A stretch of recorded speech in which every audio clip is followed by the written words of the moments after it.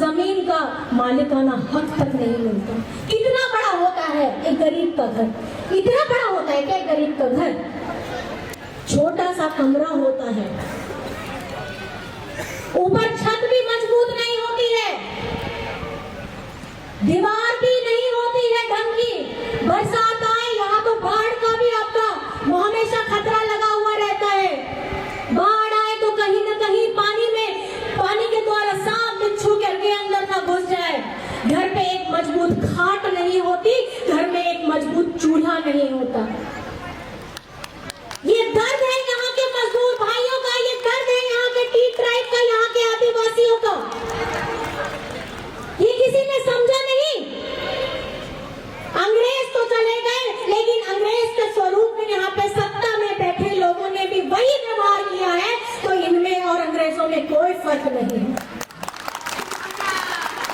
आज आपके दर्द, आपके संघर्ष, आपके हक की पुकार के लिए जब जेवीपी जेएमएम के साथ में आया तो हेमंत दादा ने ये कहा कि झारखंड में भी जब झारखंड बना नहीं था, झारखंड का सपना किसी ने देखा नहीं था, तो हमारे आदरणीय विश्व गुरु शिबू सोरेन ने, एक आदिवासी बेटा ने ये सपना देखा, हमारे आदिवासी लोग मिलकर यहाँ मूलवासी लोग झारखंड में रहेंगे।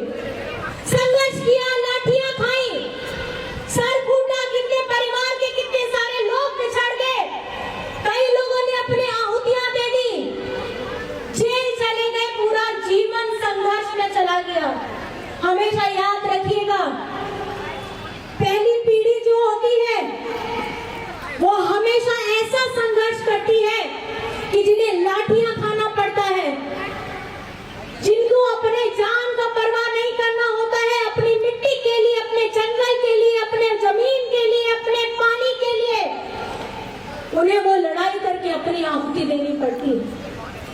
तो दूसरा जो पीढ़ी होता है वो संघर्ष करके उसको और आगे बढ़ाता है, ताकि उसके सामने जो जिम्मेदारियां थी उसके बड़े लोग, वो जिम्मेदारी को आह्वान करना होता है।